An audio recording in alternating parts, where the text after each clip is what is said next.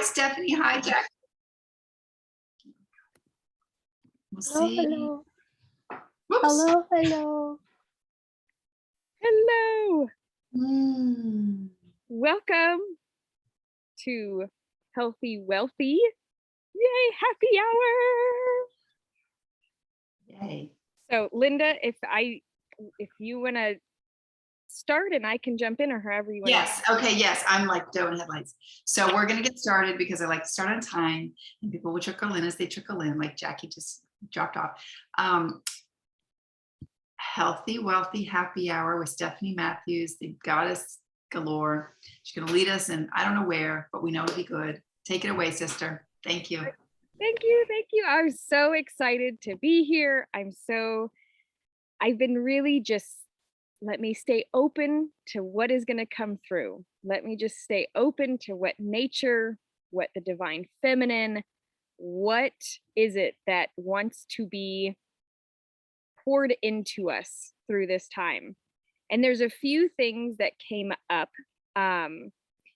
Being a victim is something that we're going to touch on, because a lot of times we feel like we are the victim of our money circumstances. And so I want to play a little bit with that, because we can't be empowered and a victim at the same time. We cannot open our checkbook or look in our bank account and see a money there that makes us feel like a victim and be empowered in that simultaneously. And even if there is resources there, even if money is not an issue and the resources are there, where in your life are you feeling like the victim? Because this is a huge this causes anxiety, this causes adrenal fatigue, this causes heart conditions, this causes so many physical ailments in our lives that we don't necessarily even see where they're all stemming and coming from. So I want to play in that realm a little bit. And then I want to, of course, lead back or always into this aspect of a continuation of the last session of nature.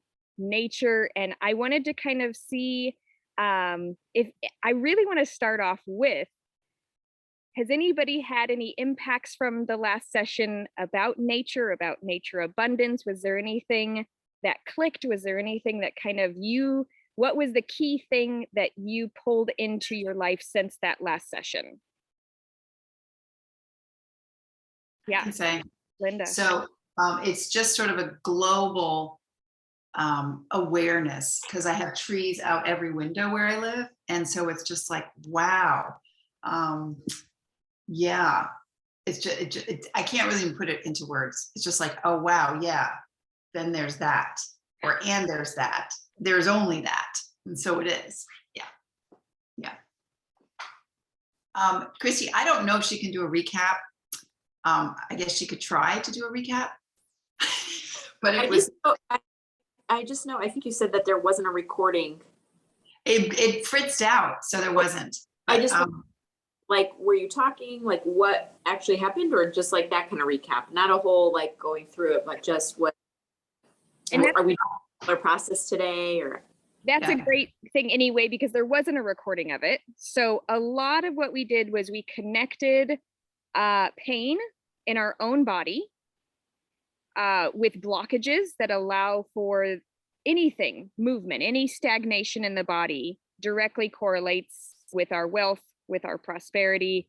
You can be incredibly wealthy and incredibly unhealthy too, but that's not the direction that any of us are going in. We do not want to exchange one for the other. We don't want to compromise our integrity for wealth, nor have we ever done that, which is why we are artists and sharers and healers and givers. And this is why we're doing what we're doing, because we want to stay in integrity. So a lot of it was literally looking at the abundance of nature around us and pulling that abundance into our lives, and not seeing our lives as something that is scarcity driven, but always seeing that there is limitless abundance. We talked about like the abundance of the ocean, how just unfathomable that abundance is. And we are nature.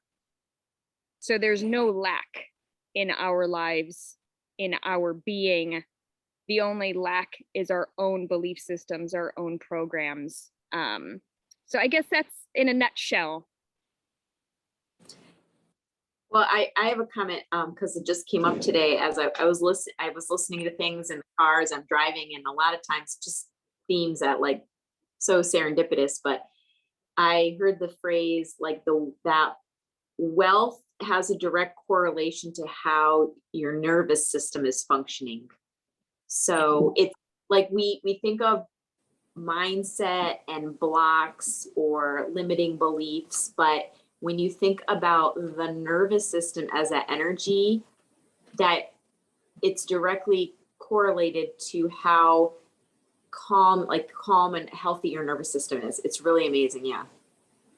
It like lit up a light bulb for me in a different way than, mindset and work on what you're thinking. Yeah. The thinking. Yeah. And it's interesting when we think of really incredibly wealthy people, they have their own issues, right? I just mentioned trust fund kids for one instance of kids that are born into lots and lots of overwhelmingly amounts of money. Their lives are usually in shambles. They have no coping skills. They have, Linda, yeah. So I don't know how many, thank you. I just have to share this. I don't know how many of you know that I'm headed to the beach tomorrow with my kids to my brother's beach house. You know, my brother, he owns 2 beach houses, which he has as investment properties. He owns $1 million home. He owns a commercial property. He's a wealthy doctor, right? And in the text string this week, my jaw dropped. He said, and he's 60. He said, yeah, I really need a rebirth. I'm like, what? You don't use those kinds of words. He's like, yeah, I'm really looking. And he just throughout this text string, I'm like, what has happened to my brother? And so just saying, I'm like, huh. Yeah. And we're seeing it in the masses that pursued money above all things, that success quota, the Joneses, pursuing all of those because of how shifting transformational sands, gliding away, because things are shifting so quickly. People are looking that's been their whole thing. They're now going, what am I doing this all for? Suddenly their connections, they're noticing their connections with their family or their kids. They're noticing all of their aspects shifting.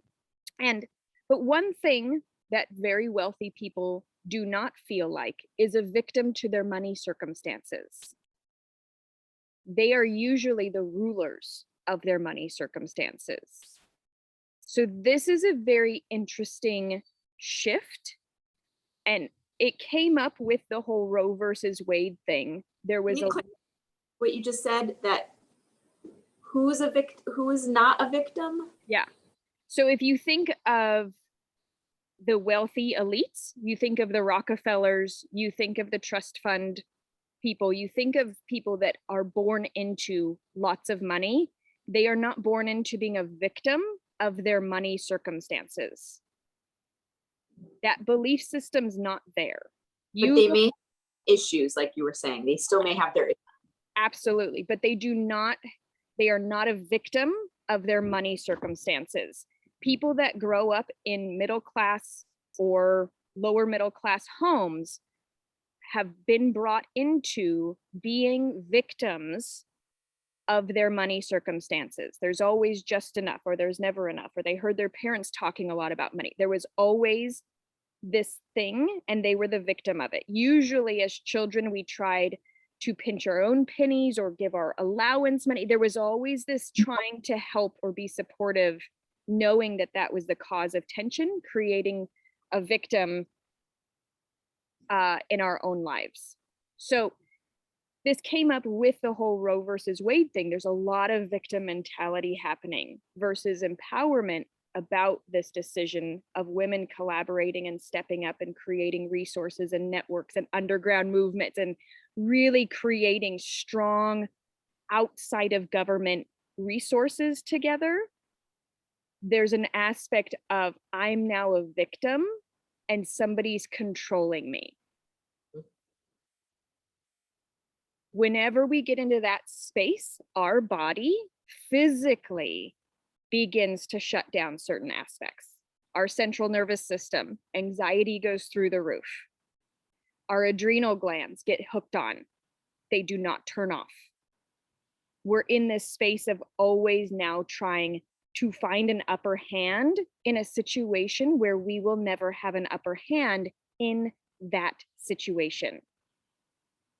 If we stay in that, we will always be the victim, because that's a hierarchy that we are not in. We have to step into our own empowerment, our own sovereignty, our own resources, our own resource as nature, as a piece of nature, as knowing that we are nature, that there's infinite resources simply because we are nature. And that was something that I said last session, is nature is our nature. It's so foundational. When we think that we are money or we are our bank account or no, we are nature. And we are so removed from it, which causes us to be a victim in all these areas of our lives, our health, our pain, our money access. So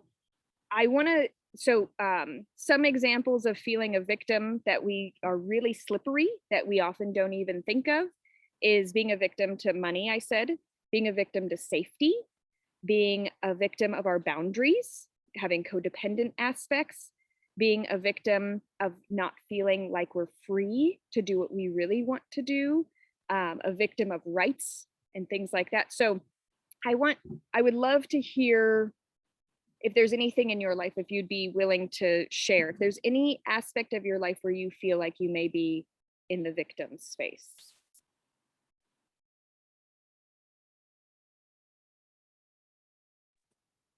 Yeah. I think what comes to mind is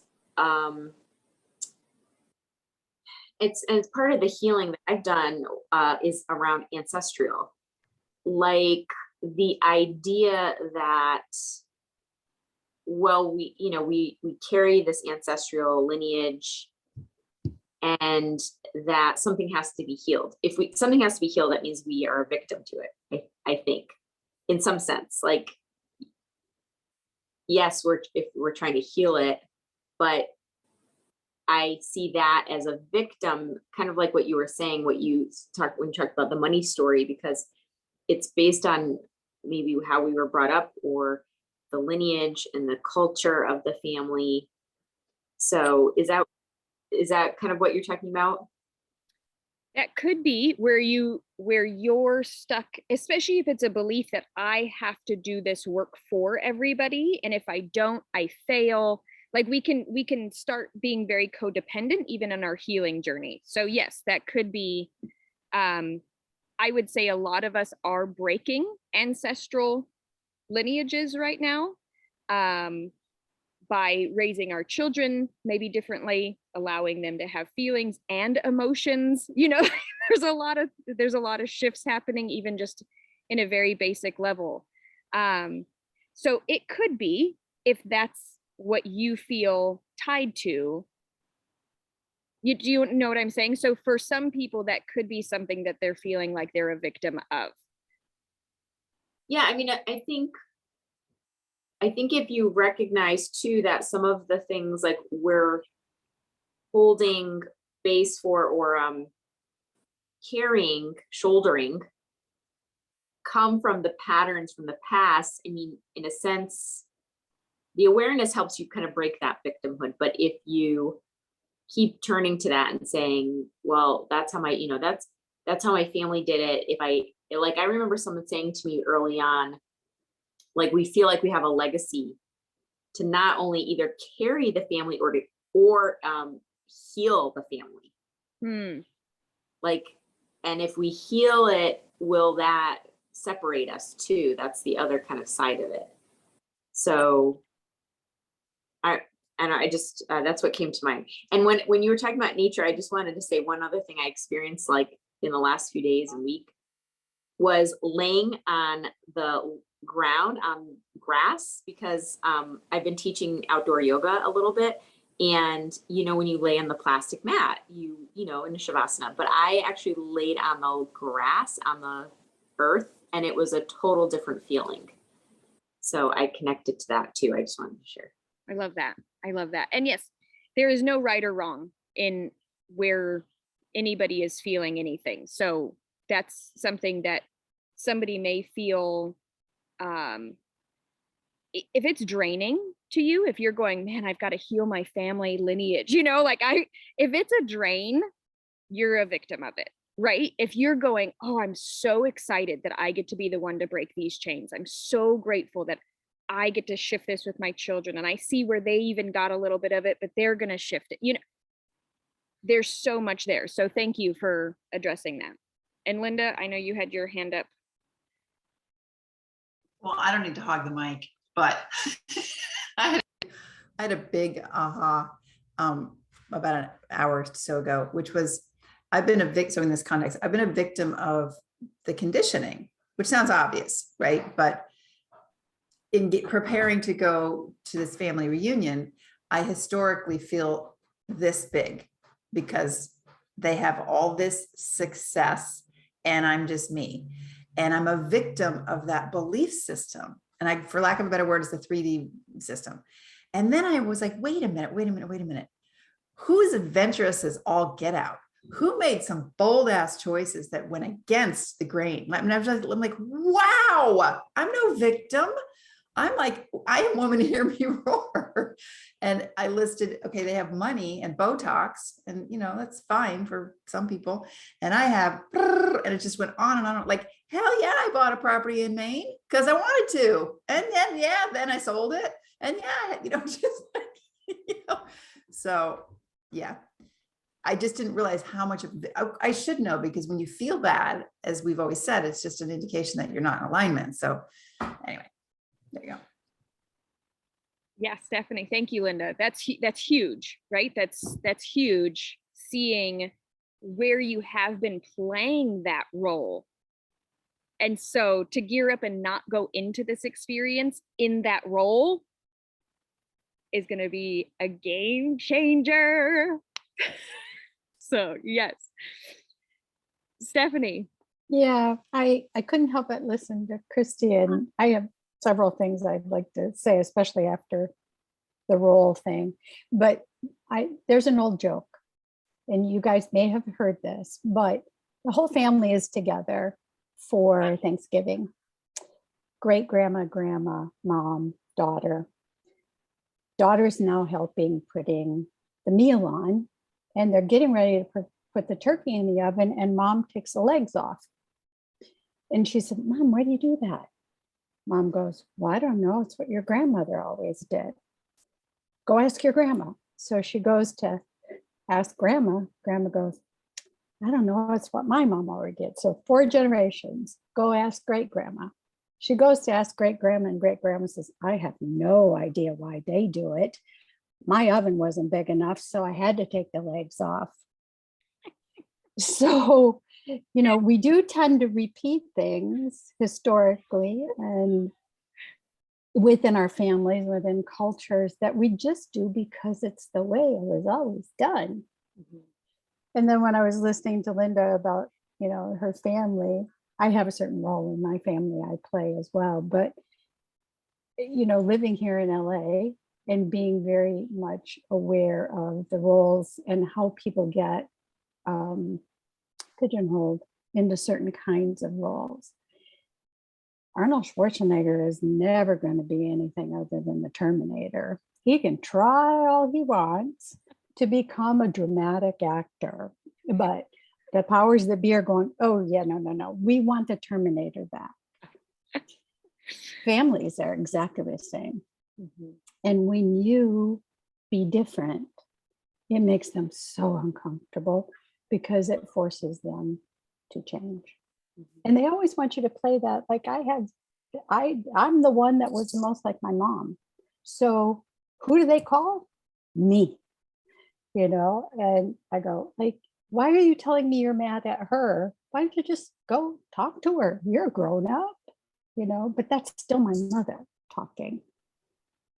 So yeah, I find it also very interesting. You know, I don't see myself as a victim of it. I'm actually quite grateful that at least there's someone in the family that they can count on, because both my parents are gone now. So I'm it. And I'm the artistic, unstable one. So Yeah. that's my story. Thank you, Stephanie. I love that. Yeah, because so often these programs, these beliefs, and we see it all the time, even in indoctrination, in religious aspects, they get passed down and twisted a little bit and twisted a little bit. And by the time you get to it, you're going, this stemmed from that? That was the original story? What? How did we get over here? So it's the same thing with look at any, you go to South Dakota and you look at the two monuments that are there, of Crazy Horses Monument that they're never going to finish building, and the presidents that are sitting there, just to make a juxtaposition of, this is set in stone, this will ever be evolving, this will never be finished, this will never be set in stone, because the story is not actually heard, until they're making a point, but they choose not to be the victim of their story anymore. They're choosing to create resources to continue to educate and things like that. So that's one way that there's been a shift in being the victim of a horrendous atrocity to now shifting it to be able to tell a story of empowerment, of how things can change, things like that. Mhm. Jackie, do you have anything that you'd like to share? Well, I just wanted to say, from the last time we had this talk, I had been hiding inside instead of taking my daily walks that I'd been doing.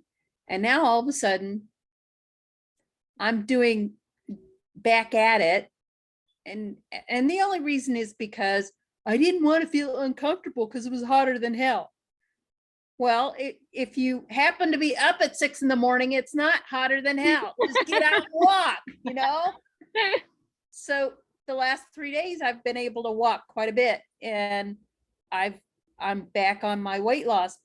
And so, and my blood pressure has leveled out. It's normal. And it's like, okay, what the lesson was, get back off your butt, but also you got to get into nature, because that's what it is. So, victim is, I being one of the middle child and one of 5 sisters, it's very easy to say, oh, she was the pretty one and she's the mouth and she's the one. But having in May spent time with 2 of them as adults, I realized that a lot of it is kick in reaction to when I was a kid and they were a kid. And we're not kids anymore. And we've all gone through different phases in life. And anyway, just family stuff, and how we can find a way to lean on each other differently than we picked on each other in childhood. So yeah, not a victim. Thank you. Thank you. So Christy asked, can we be a victim of fixing things? Yes. Yes, yes, yes. So this is where a lot of our codependent behavior comes in as healers, as artists, as givers. It can go very easily into the over-giving realm, into the controlling realm, into the I'm doing this because I love you, so I'm going to do it for you because you are incompetent and you've shown me you're incompetent, so let me just do it. This, and then we become the victim of going, they were so mean to me and I did all this for them and they rejected all of my help. It's so we can very easily get into that cycle of overgiving, expecting them to be so grateful for us saving them again. or if we're the peacemaker, if we were the peacemaker in our family. That was me. I was the peacemaker. I was very hyper vigilant to other people's emotional reactions. So I was always on guard, willing to step in to kind of be silly or loving or calm to just create that peacemaker. And then it made me the victim of usually the lashing out. And I'm going, why are they mad at me? Well, because I was trying to control the situation. Now I'm the victim of their anger or their lack of being able to emotionally being competent as adults when I needed them to be emotionally competent and they weren't, you know.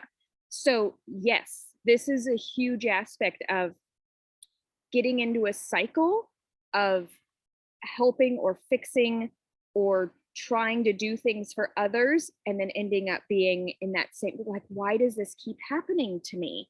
Why do I keep meeting these types of people? Why do I keep getting these types of clients?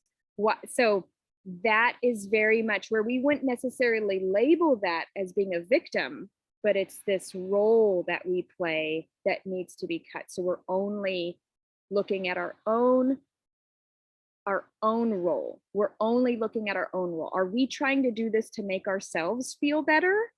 Or are we actually doing this to help the other? So I stepped out of my role as a victim this week with my own mom, and I said some very controversial things to her. And she just went quiet because I'm the peacemaker. I've always been opinionated, but it's always been my own stuff. Like I'm gonna home birth or I'm gonna do this, but it's always been about me. I'm never saying you should do this, or it's always been my own choices. And this situation came up and she was feeling very smug and very happy that Roe versus Wade got overturned. And she was feeling very right. And she saved the babies. And this is kind of her, and I don't care what her beliefs are, but she also went to every trucker rally for mandated vaccines to have her religious freedoms not forced upon her. She also is very much for not being told what to do by the medical system. And so I finally said, you and I believe the same thing. We just want our own body autonomy. And she just went quiet. But it was the first time really that I said something that wasn't peacemaking about a situation that affected both of us. And I just said it, and I said it on the table, and I didn't want anything from her.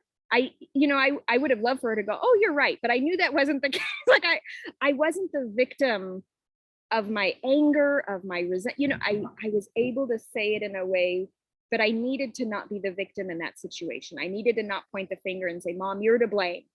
I'm the victim here, because that's what was coming over me. And so as soon as we recognize that we're going into this powerless feeling, especially when it comes to money stuff, because women, Linda and I talked about this the other day, we don't really care about money. We don't. We love having the resources. We love contributing to the global aspects. We love being able to share. We love being able to buy what we enjoy buying. But the money, for women, we like connecting. We like encouraging. We like sharing. We like being. We like being able to express our art. We like to be. So of course we want the resources to be able to do that. But the actual money, like Scrooge piling up in front of us, most of us, that doesn't turn us on. Like the goal is to really share. Linda, do you have something to add to that? I see you, I can add to it. Well, I just think that's why it's so exciting to be here now, alive and in the circle, because the money world is 3D and blockchain and new economy stuff is all what you're talking about. It's resource, it's sharing, it's rising tide. And cash can be in that, it's crypto, whatever it is. So yes, that's why I think those who have suffered under as a victim under the consciousness of the 3D world, which we all have, I just firmly believe it's flipping. So does that make any sense? Thank you.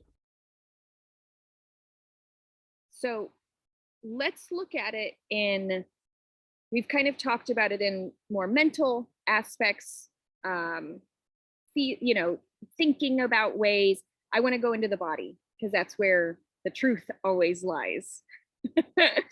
That's where we're going to find what's actually happening. Where is it in our body? Because our body will always tell us. So we can talk about it. We can think about it. We can think of roles and stories and things like that. But when we go within, we can always pinpoint it a little bit more. So Jackie, I'm going to just use you as an example right now. You were talking about your blood pressure. That is something that the body automatically regulates. It has to do with kidney function as well. So kidneys, stagnation, adrenals are all connected in the kidney function.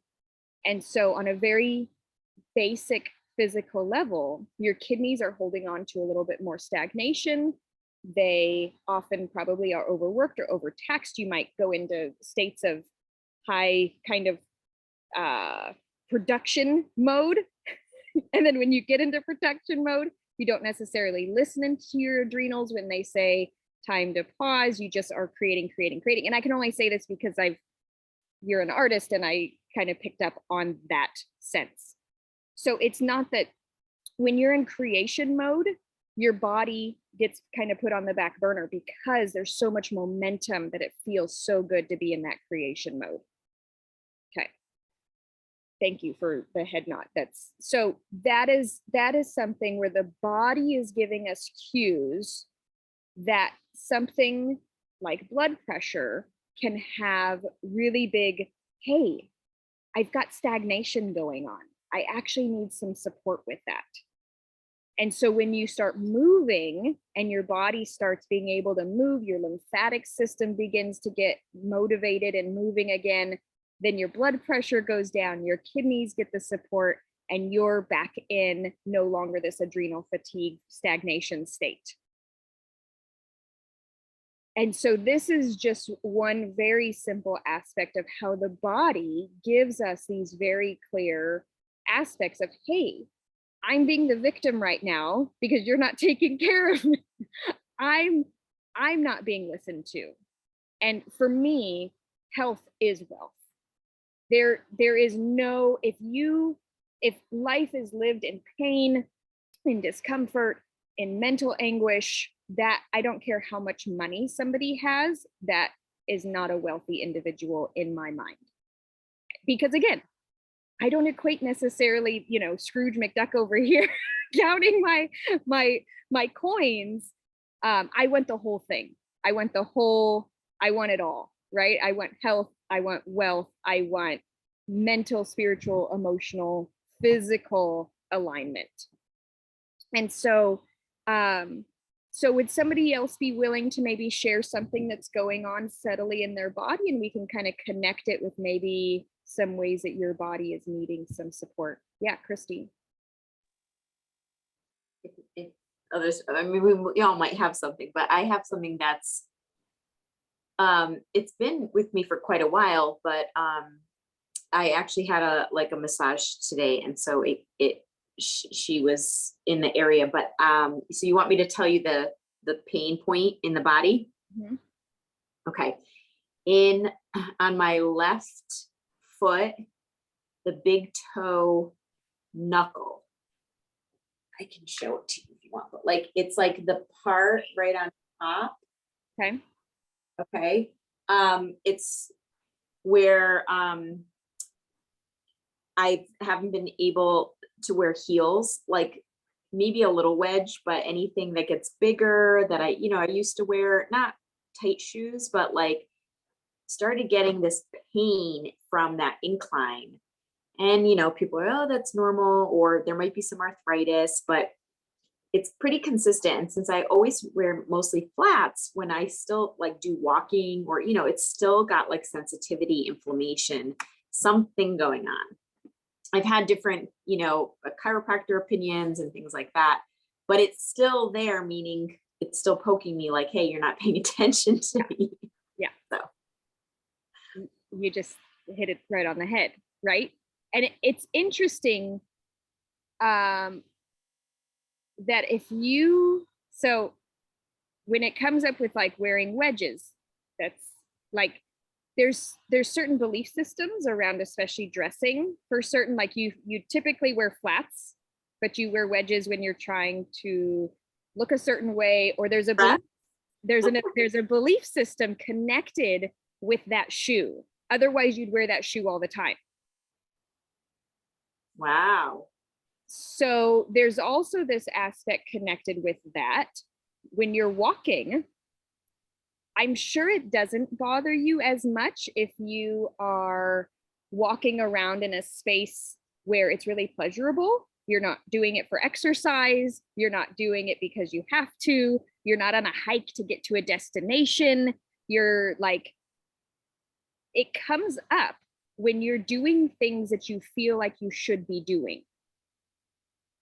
When you're pushing yourself beyond your physical limits of actually wanting to do it. Especially, I have to laugh because going for walks. I love how you're saying this, but there's this I have, and when I walk with her and she's like complaining or something, I'm like, why am I walking with her as frequently as I do? It's like the should. I feel like I should.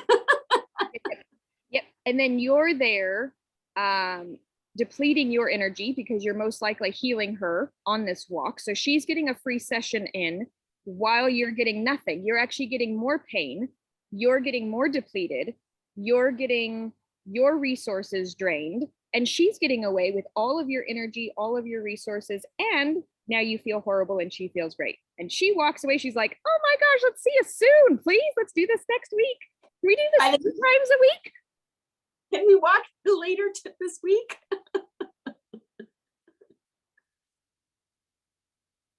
Yeah. It's the giving. It's like what you just said earlier about healers, caregivers are giving the shoulds for that, especially related to that. I have a feeling that if you really honored your boundaries within a week, maybe 14 days, that toe would be, you wouldn't have an issue with it anymore. Thank you. And it will come back as soon as you break those boundaries. it will be a pain in your big toe as soon as you like walk into those shoulds, walk into that over. Yeah. This is a conversation for another time, but I'd be curious how to honor boundaries with people that we don't want to fully disconnect from, or situations that we still want to enjoy. I mean, you know what I'm saying? Again, for another time, maybe but I want to set up boundaries, but in my mind, it's black and white. Like a boundary is meaning like, don't see her again, you know? So I'll contemplate that, but maybe for another conversation. And I do have a lot of resources that for that. I actually have a whole like 13-month program that's actually a big part of that. It's called the Magical Mothering Method. It's a big part of that program to actually learn how to not be so codependent, how to listen to your own intuition, how to create space so that you're just doing your own healing journey.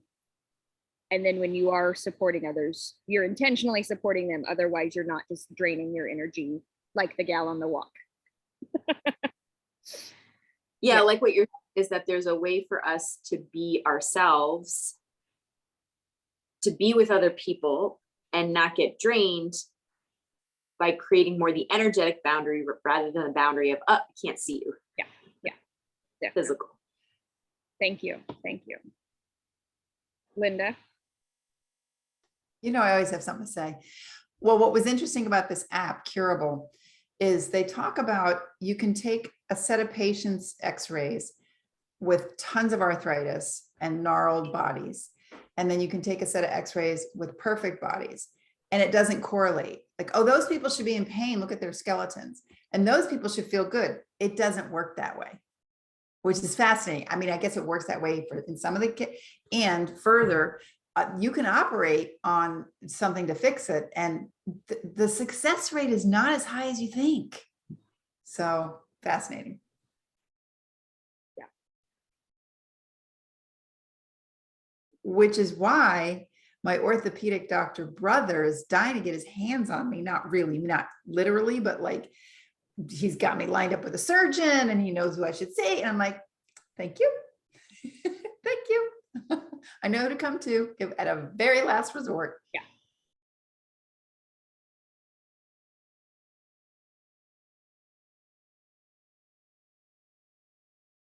All right.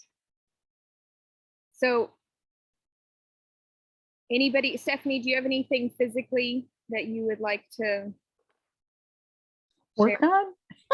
or comfortable sharing and letting me lean into it and see what's going on?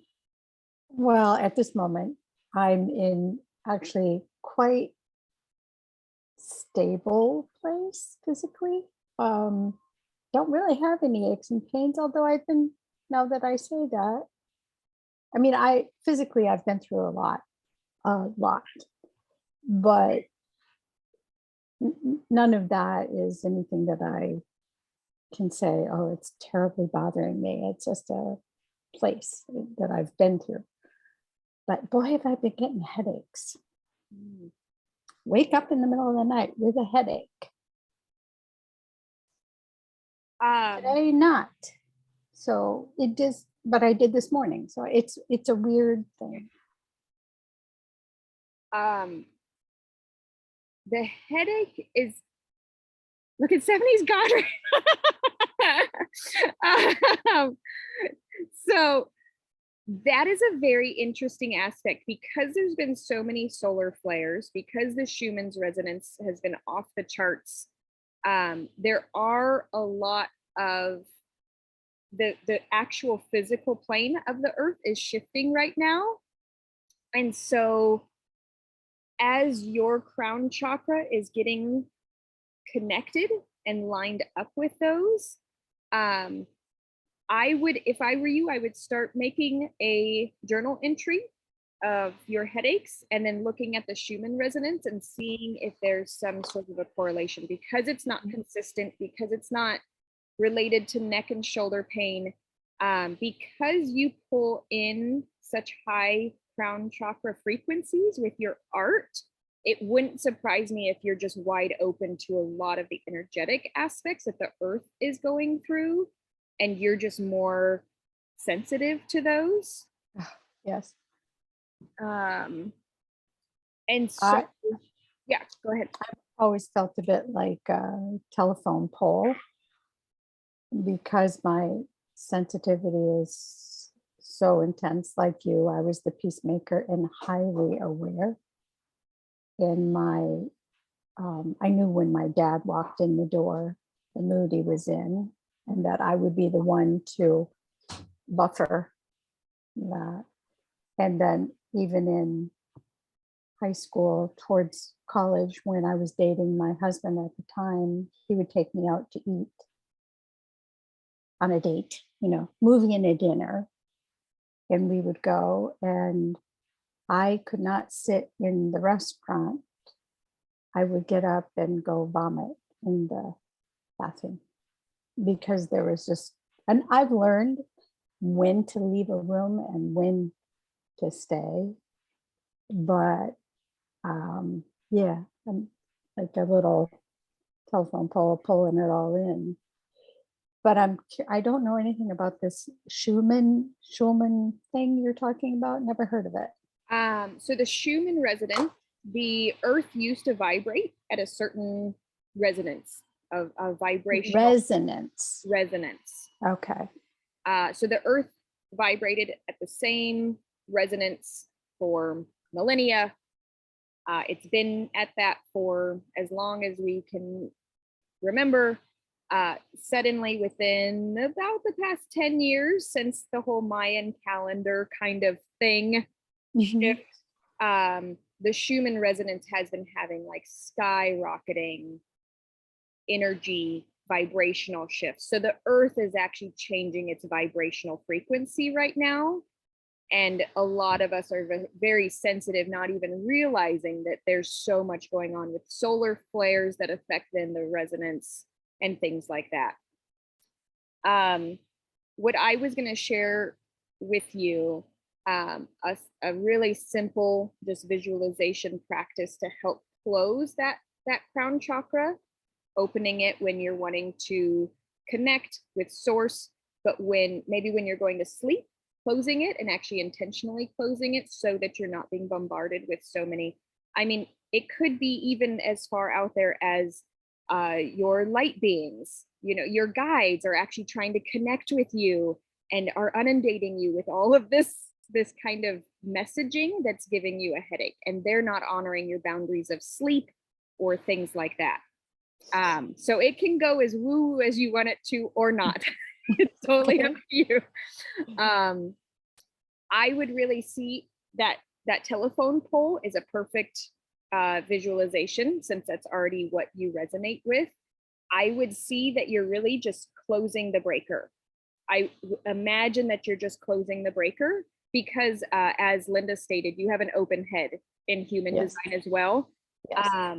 So I do this a lot of times with my root chakra. I do this with certain chakras when I'm going out with people, especially my solar plexus. If I don't want to pick up all of their energy, I just imagine I'm just closing it up. I either have like a breaker, or I have a lock that I put on there. I open it when I want, when I'm back in my own space and I can clear it out, and then I close it up.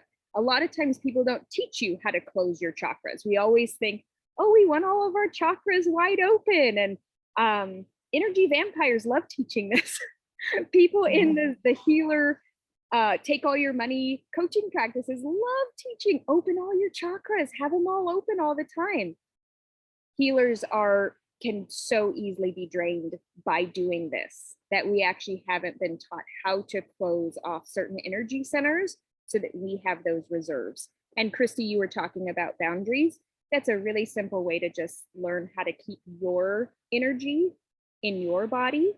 Just, nope, this is mine. I'm not interested in being a peacemaker. I'm not interested in sharing it. I'm not, like, we're taught so much of the opposite. Have your heart open. Nope, you don't need to. People who have had heavy grief, close your heart chakra so that you can actually heal it for a little while. Hold that space in. You don't need to be pouring that out, breaking the pieces all over everybody. No, thank you. You just hold that, like, keep that in there. I was taught a heart opener in yoga class this morning. Yes, did she tell you how to close it when she was finished? No, I taught it. So I had a friend. I'm like, we're gonna learn to receive. And I didn't say, like, that's such a good point, like, to receive not everything. You want to receive what you, because I had asked somebody, what did they want? What kind of yoga did they want to practice? And she's like, I don't know. I never think about things for myself. But like you said, and that's open head thing, but if you're opening up, you'll receive everything. Yeah, without any filter. An open crown is open. It's just open. So I often teach a lot in my chakra course how to open it and then how to close it, because this is something that we're not taught. It's, as a healer, we give. We're always open. We're always having that open heart to love unconditionally, to receive. No, sometimes it's so needed to not let everybody into our solar plexus, because we are bombarded with their energy or their programs or the roles, and we're done being that victim. We're like, no, thank you. We've moved on from this.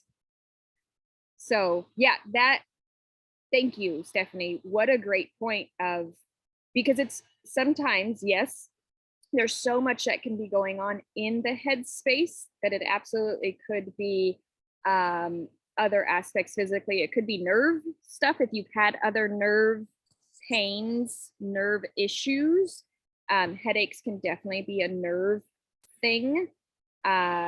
Which if you've ever had any sort of mono or strep throat, a lot of times that can come through that. So if nerve pain is not the thing, I would say it's more the former that came through when I was talking to you. But if there's somebody else watching that is going, it could be physical, I have other nerve pain in my body, that is going to be a nerve aspect for those headache aspects. Mhm. Yeah, so we have a few minutes left. So I want to kind of end our time with really, again, connecting to that abundance of nature, connecting to that aspect that we are nature. Nature is our nature. We are not victims. We are not lack. There is no scarcity. There are seasons. There's never a season where the ocean is not ocean, you know? So if you need something more consistent than the trees that tend to, sorry, there was a ding. If there's got light and I'm like, now we're here. There's a lot of, look at this blue light that's like, I know. I'm going, oh my God, here's the light. the blue light, the ocean Goddess is in the light. house.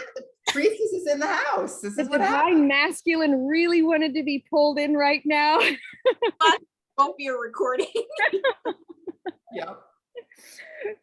So think of something that is so extremely abundant. And then knowing, you know, water is a great one. Let's all choose water right now, because 70% of our bodies are water. The oceans, they grow, they rise, but they're always infinite.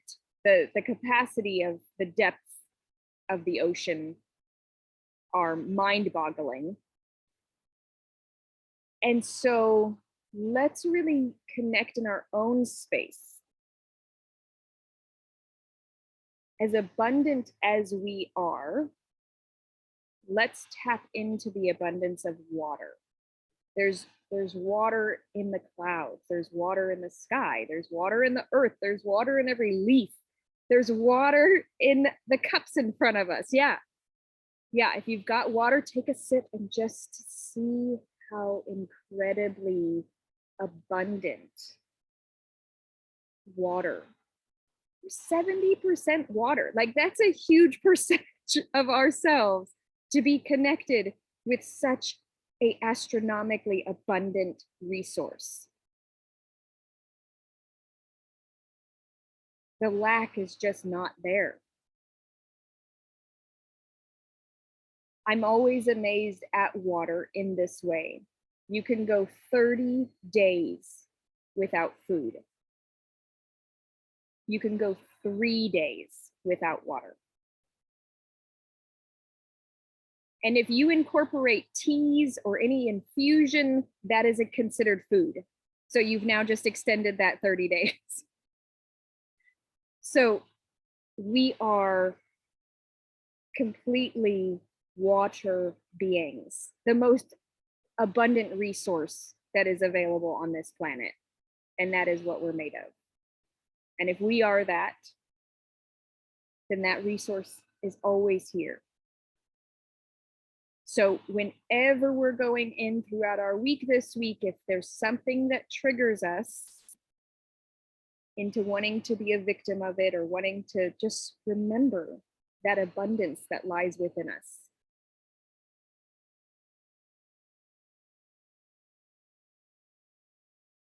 I'd love to close with just a maybe a thought, a word, a statement as to how you're going to integrate some of this week.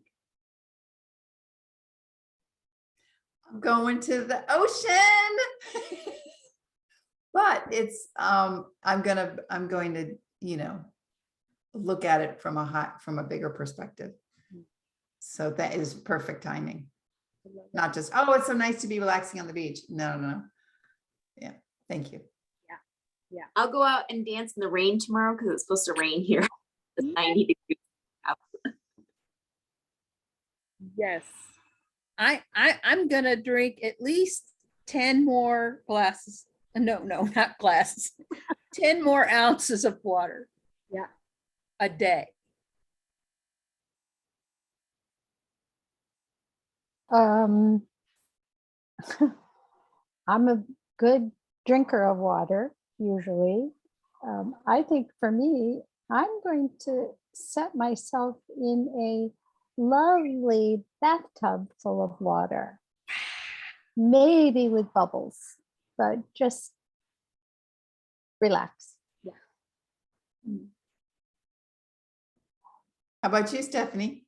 I get to go to our swimming hole right after this class. So I will be diving into the water with my kids. So yes, water is something for us here because we have to pump our water directly out of the spring. Water is one of those, it'll be pouring water and we'll have no water in our tanks. And we're going, what is that? You know, it's so water's a big thing in our life. And so having a swimming hole, having a creek on our property, having these water resources, we know where our water comes from. We don't have the luxury of turning a faucet for always being water. But nature luckily provides endless amounts of water on our property. So it's a blessing.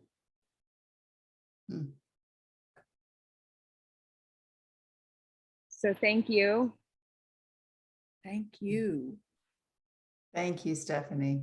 This was so fun and so quick yet again. It's like it goes by in a blink. So How about if we each, I would like, whoever would like to join me, I want to tell you what shifted for me, given what you put forth.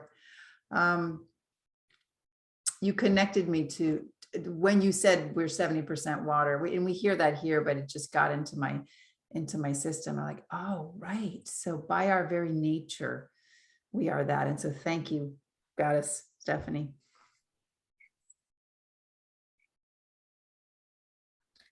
I thank you for your wonderful insights and not just for me, but for all of us, because we can all learn from each other. And thank you today. You set my mood. I'm ready for my artist opening, which is happening in 2 minutes, but that's okay. That's okay. And so I'm just all ready to go. love it. Yay! We want pictures. Yeah, you'll see them. Could she have a bigger smile on her face? And then wearing her pink, sitting in her red chair. Yeah. My favorite color combination. Thank So you. congratulations, Jackie. Thank you. That's Thank you. amazing. You deserve it. Thank you. Thank you. You do too. Oh, thank you.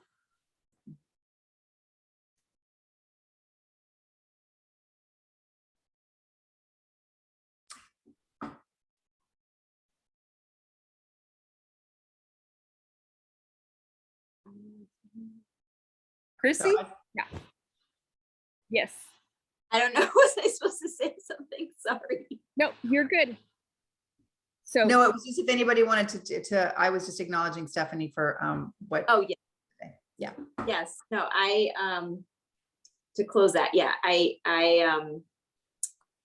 am grateful for like when we don't know each other really well, but like every time I'm getting such wisdom and insight, I'm like, oh my gosh, like this is amazing. This is the kind of information and embodiment that like I'm seeking, seeking sort of this higher level. And thank you for all the insight about the foot. That was really helpful. I do have something I Yeah. forgot to say. And that is, every time I come away from one of these meetings, whether it's this group or the other ones, I am so full. And it takes me through the week and the evening and the next day. And this particular bit on water was really interesting for me, having grown up on the shore and never missing a day of walking by the water or driving by the water. You connected me today with that in me, and I appreciate that. Linda, I'm in a group, moderating a program, and they call this giving flowers. Hmm. So giving Right. flowers Right. to someone. Yes, yes, that's a good term. And And I actually have to hop off, but Stephanie's a co-host, so yeah. Wednesday, I have the honor of leading the Yes. inner activation on Wednesday, and we Yes. will be doing some inner child stuff. Yay! I'm so excited. So yes, I will be letting Linda actually enjoy her full week off. Yeah, I was gonna work all week. She's like, what? No, you're not. So she's gonna pinch hit. Joy. Yeah, and I can't wait to see it on recording. All right, I'm gonna hop off, but you all say goodbye and mwah, thank you. I will see you soon.